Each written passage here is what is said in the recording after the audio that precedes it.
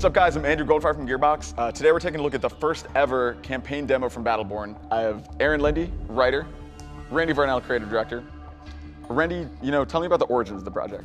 Well, we were wrapping up Borderlands 2. I was design producer on that project, and Randy Pitchford and I and several others got together and were imagining, what do we want to do next, right? And so we looked at a lot of the things that we really, really loved about Borderlands, making a lot of characters, coming up with a sweet, unique art style, blending our favorite games and parts of our favorite genres together, and doing something new and unique, and then coming up with something that had amazing, epic stakes. And Battleborn emerged out of it. It's great. Give me the elevator pitch, what's the story? Sure, and Battleborn is set in a universe in the far, far future, and it's kind of at an extreme, right? It's at a time that all of the stars but one have darkened in the sky. They've gone black, and Solus is the very last star. And all the civilizations and beings out there that live in the vast number of planets that darken, got in their spaceships to use their forms of interstellar travel, and they traveled and they retreated all the way back, and now all find themselves kind of here around Solus, and now enmeshed in a struggle for survival and for power and for place. And they formed into these 5 factions.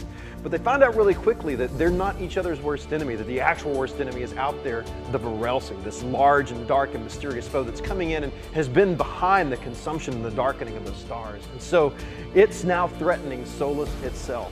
And so among the factions, these Battleborn, these heroes have emerged that are willing to set aside those differences and bring that fight right to the Varelsi to save the universe. Aaron, Randy mentioned those factions. We have all these different characters. Kind of give me a breakdown of how the factions work. Yeah, sure. So well, I guess we can start off with the Peacekeepers. They're the sworn protectors of Solus and do so by enforcing a pretty heavy-handed draconian law. And those are characters like Oscar Mike, who is a he's his own dude. He's very much his own character. In Montana, big, boisterous, got the minigun and all that, tiny head. That's part of his deal. We've got the Eldred. The Eldred are they're protectors of the natural cosmological order. And that's where we have a lot of the fantasy tropes that we're really excited about, magic wielders and that kind of stuff. So characters like Thorn, she's got a really powerful bow in addition to an array of magical abilities that she can use. Moving on from there, there's the Generate. The Generate are sort of power-mad, imperialistic force. Wrath is a great Generate character. You're going to see a lot of that artfulness of combat. He's really into what he's doing. A little bit of goth. A little bit of goth. Just a smidge. And from there, there's the LLC, the Last Light Consortium. They're the war profiteers in our universe, so they're really interested in arming all sides of the conflict. They run Minion Robotics, right? Which make all the robots and all the machines, so they sell to all the factions. Exactly, so really right? Yeah. They're practically war profiteering. Exactly, purely profit-driven kind of organization, and you see a lot of those traits exemplified in characters like Marquis, who is very much he's a very dapper fellow and lives a very particular lifestyle that doesn't think much of the folks that have less than he does. And finally, there's the Rogues. The Rogues are a faction that isn't a faction. They're the unaffiliated free peoples of Solus. So pirates. Smugglers, pirates, salvagers, and there's a ton of different kinds of characters of all shapes and sizes that fit under that. It's like they're just the folks that don't fly under a banner. Awesome. Randy, I think that's a pretty good overview, but tell us about the demo we're about to see. We're really excited. Today is the first look at the cooperative campaign of Battleborn. Today, our Battleborn's mission is to go to the planet Tempest, where there's this huge shardfall activity. A star shard, these massive sources of power and income for our Battleborn, is landing on the planet's surface. So our Battleborn are going to go look for it. They're going to be aided by Cleese, who's in the ship above, flying around, kind of looking for the shards, and also ready to harvest it with a ship. Also, we have Melka on the ground. Melka's running around, helping find enemies, but even more important than that, she's trying to get the defense codes to the defense system for the planet so we can get off when we're all done. So let's join this Battleborn cooperative campaign mission in progress.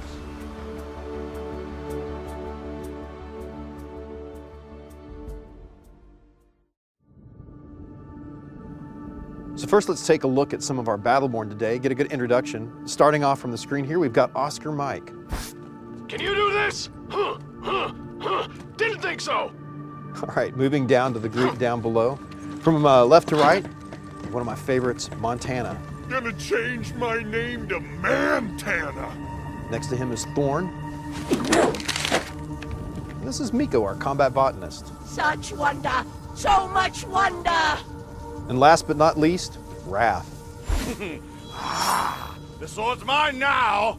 All right, Battleborn, let's head into the mission. We'll bring Tempest to its knees. Easier said than done, I'm afraid. I've never seen an atmosphere so active. Shard storms, aptly named indeed. Eyes up! A Class 4 is forming overhead. Payday has landed! Quickly, to the impact site. Melka, how's our exit coming? I've gained access to the Tempest defense grid and located the clearance codes. Once I decrypt them, getting off world should be trivial. The way I'm giving you the codes, lady. Let me go. Initiating decryption sequence. Ah! Ow! That's not what decryption means. Ah! I'll meet you guys at the harvest site once I'm done. Hacking the, computer. No, not the face. We've got our first mission objective here, so our Battleborn are going to head into this first combat. This gives us a great chance to look at some of their primary attacks. They're very different, so we're going to look at it from a few different angles.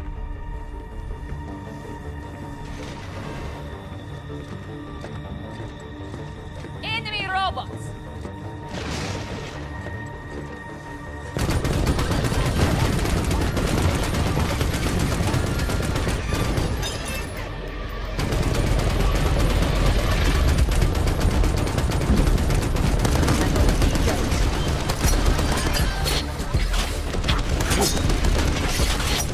Fall away.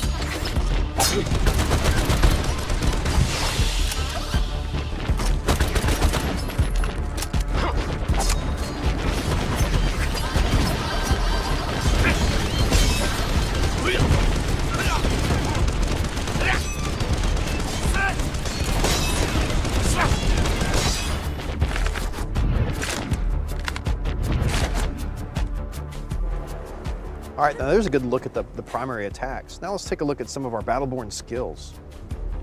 Enemy minions.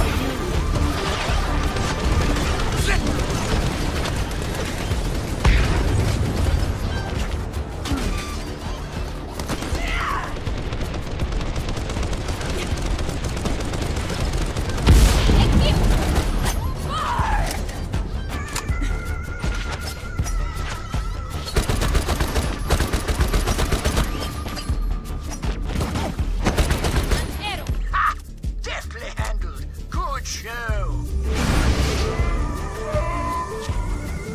So now that we've completed the objective, we've earned some experience which leveled us up. Every time you level up in Battleborn, you get to choose between different ways to customize your character. So let's take a look at Oscar Mike as he brings up his helix. Now at level 6, we've already gotten a few levels here. At level 6, Oscar Mike has a choice between red dot sight and scope. Today, Oscar's going to choose red dot sight, which is going to let him still get a great benefit to aiming at the enemies while maintaining his mobility. There's also a neat thing to talk about here, and that's at level 7, our Battleborn unlock their ultimate skill. So here's Montana up on the ledge. Montana's going to show us his ultimate skill, Mansformation. Montana's a big guy moving around slowly, but Mansformation gives him a way to charge into combat and get up close and personal so he can really help his team out, absorbing all that damage. All right, leveling up out of the way, we're going to move into the next part of the mission. Now here we're going to flip the tables a little bit, and we're going to have a defensive scenario. That shard that fell in the beginning, we need to go and help Cleese, the NPC, protect it while he harvests the shard. So our Battleborn are going to head out, cross the gap to where the shard is, lining up and taking these conveniently placed jump nodes. So Battleborn, let's hit the jump nodes right now. Let us bring the fight to them!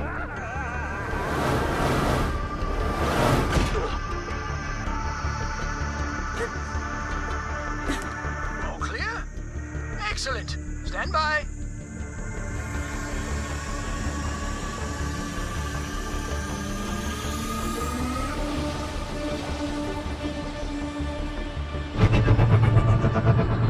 Sensors indicate that scores of dreadful things are marching this way to kill us all. Do not allow them to disrupt the harvest. servant approach.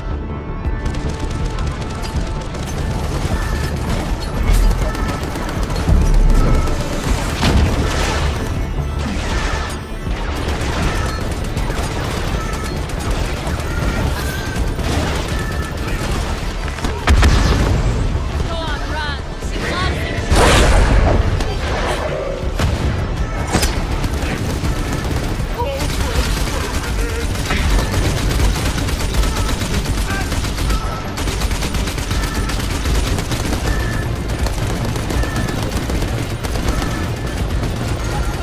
right, okay.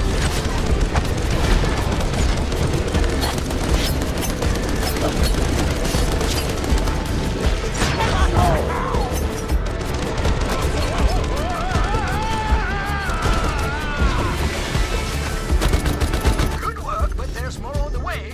Get ready.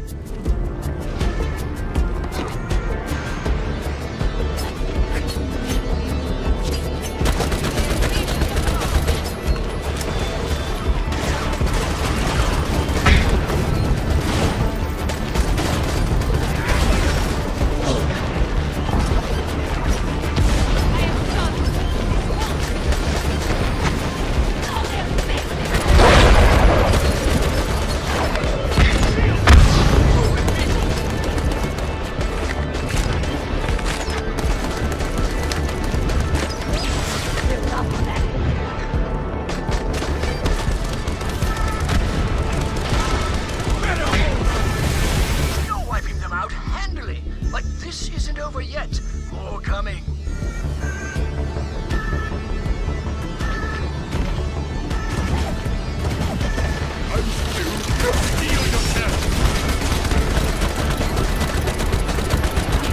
Tear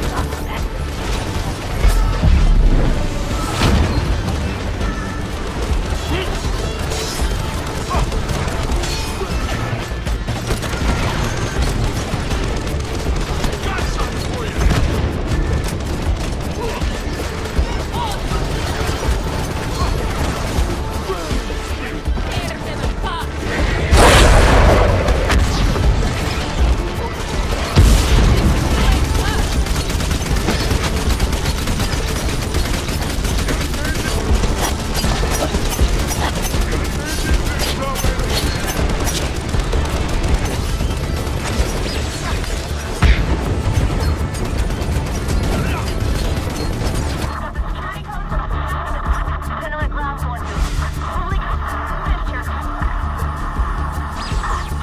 Say again? Where are you? No good. Comms and sensors are offline. It appears a signal jam has been deployed nearby. Destroy it! Post haste! All right, vampire buddy. It's up to us.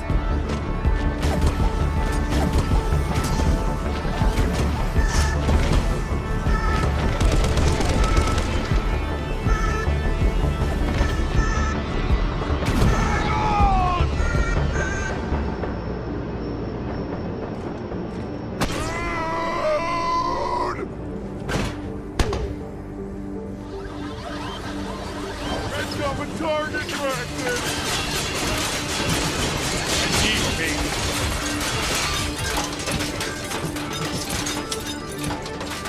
There it is! Destroy the hell out of it! Extreme prejudice and such!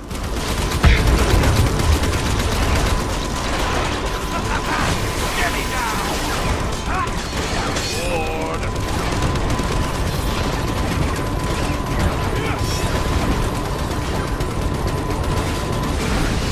Excellent! I'll see to restoring the communications. Harvest complete. Oh, we're rich and everything is beautiful forever. What have we here? Juicy morsels. You're gonna die!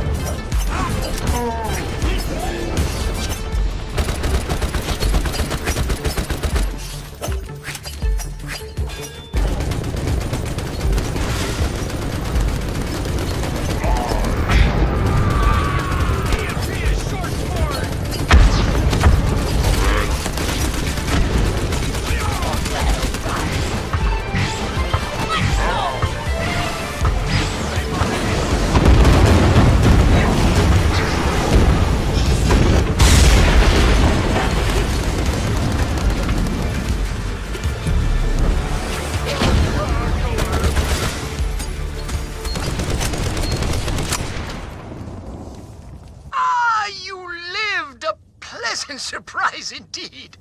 Now that the jam is disabled, I should be able to pinpoint the last known location. Yes, here we are.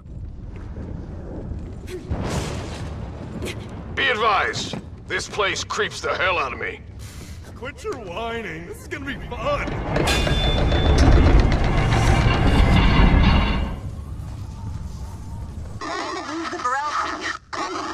Here, not far from here. It's Milka. Hold on, I'll try to clear up the signal. Stay clear of the cathedral. Noted.